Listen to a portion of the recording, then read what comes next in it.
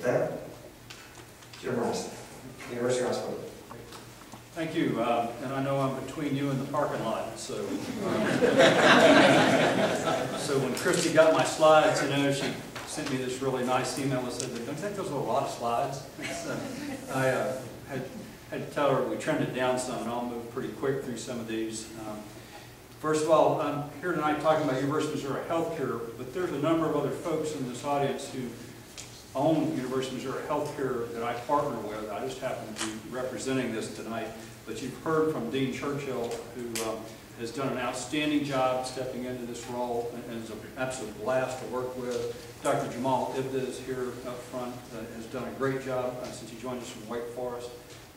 They know something about basketball there too right now. Of course, Dr. Brian Foster, Jackie Jones, Dr. Mike Nichols, Laura Gaida, who is with us. She's joined us just recently as our Director of Development.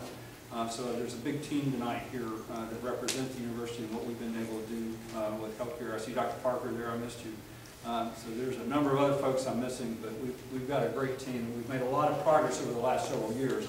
So as we think about some of the things that relate to economic development, and many of you know where we were back in 2000, 2001, 2002, so we always kind of give a little bit of this. Our employees often refer to those as the dark years, when we were losing lots of money. So we've made a nice recovery with that. So from 2004 to 2008, our inpatient volumes in our hospitals between University and Columbia Regional in particular have grown almost 24%.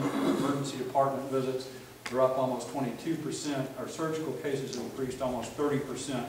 So we've made a really nice set of investments I'll show you more about here. And these things do a lot for our community, not just in taking care of patients, but in terms of economics, as they brought faculty in, and I'll show you some of the doctors that we've recruited and the staff we've recruited and things we've done have a big impact in Columbia and in Boone County, all over mid-Missouri.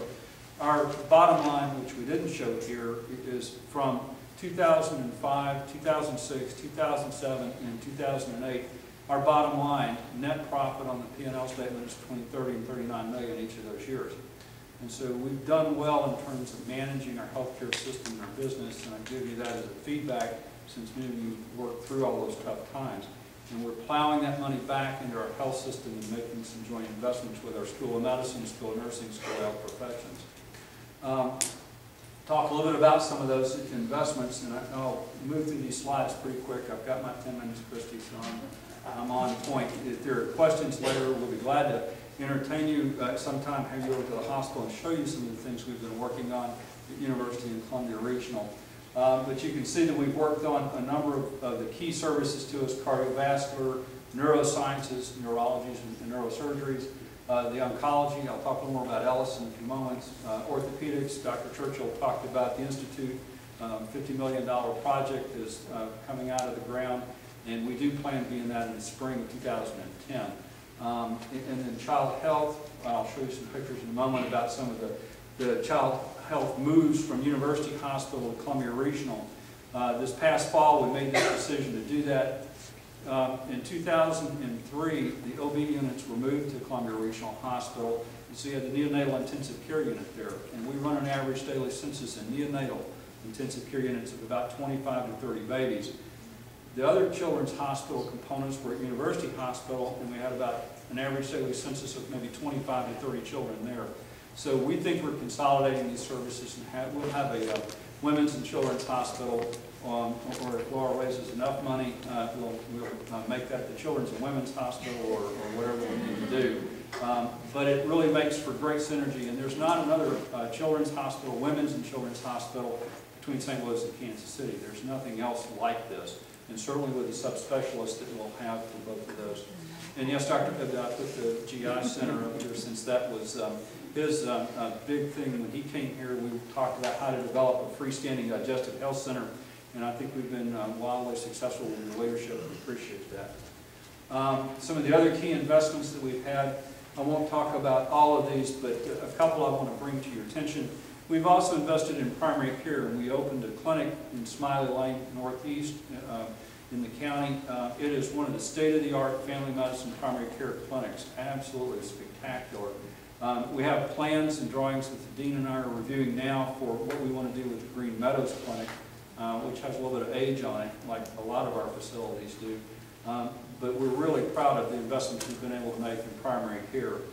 For trauma, we are a level 1 trauma service, which is the top level of trauma care. The only thing between St. Louis and Kansas City, yet again. Over this last year and a half working with the School of Medicine, we now have 4 fellowship-trained trauma surgeons, so we have round-the-clock coverage for trauma plus all of the other attendant parts to it. Truly a spectacular service that is good for all of us here. Women's health, we've talked a little bit about with what we've been able to do at CRH, but the In Vitro Fertilization Center is a huge piece of investment by us, working with Dr. Wynn as the chair. And some of the surgery things Dr. Churchill showed you about bariatric surgery for obesity and some of the advances that we've made there, but a big part of our investment. On some of the technology pieces, Dan showed you the picture of the Da Vinci robot, and of course Dan and I get along really, really well, so if you're expecting to see us box, I know Bob Gertie wants us to do that badly. We don't really do that. But when we both ended up with $1 million pieces of equipment, even Dan and I were scratching our heads a little bit about that. But when you think about that robotics, that is what surgeons, that's what our students are going to be spending their careers working with, if not that technology, something very similar to that. So it is a big part of our teaching mission. That's what we're supposed to be doing, is showing them what things are going to be like in their career paths, whether it's that particular robotic device or something else. So that's something that we think a lot about. Of course, when I was back in North Carolina, we had one of the first 3 Da Vinci robots in the country, and the heart surgeons were the big lead there. The urologists are the big lead for us right now with a lot of the Da Vinci robots, but it has plenty of other applications. And if you can have an incision about like that, as Dan said, versus one that's about like that, that's a major step forward in care. And so the other things you can see that we've gotten are a lot of the technology race that we all work on, the 64 slice scanners, the 3 Tesla MRIs, a lot of the other investments. And no, I didn't put these up here because Dr. Churchill is a radiologist, but we do make a lot of investment in the imaging technologies because it's great for diagnostics and patient care and good investments.